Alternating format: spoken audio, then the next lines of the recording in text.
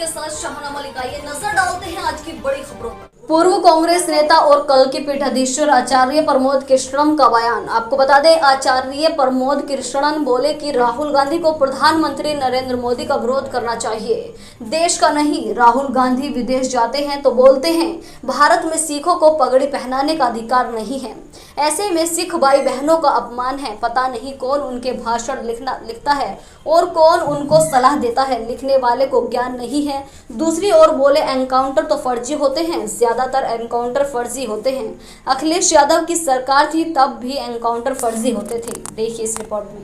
देखिए, राहुल गांधी जी नरेंद्र मोदी जी का विरोध करते हैं ये तो समझ में आता है, लेकिन वो देश का विरोध करते हैं ये समझ में नहीं आता।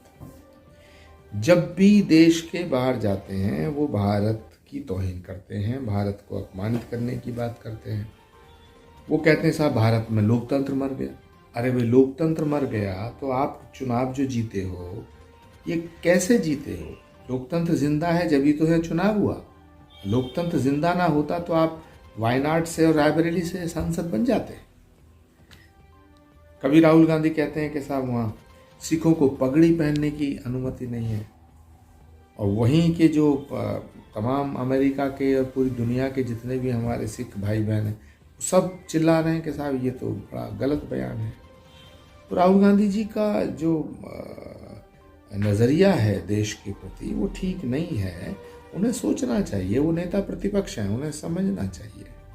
पता नहीं उन्हें कौन गाइड कर रहा है, कौन उन्हें सलाह दे रहा है, कौन उनके भाषण लिख रहा है, कौन उन्हें ज्ञान दे रहा है।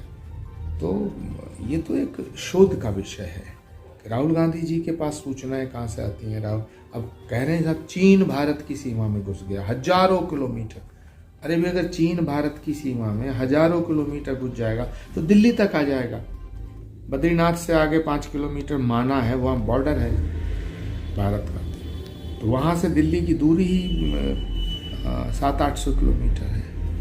हजारों किलोमीटर चीन घुस गया तो फिर भारत कहाँ रह गया?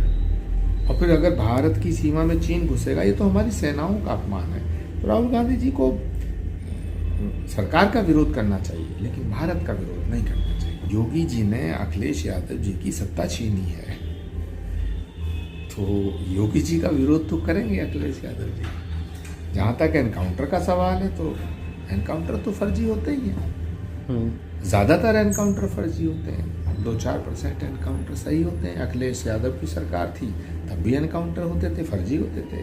मायावती जी की सरकार थी तब भी फर्जी एनकाउंटर होते थे।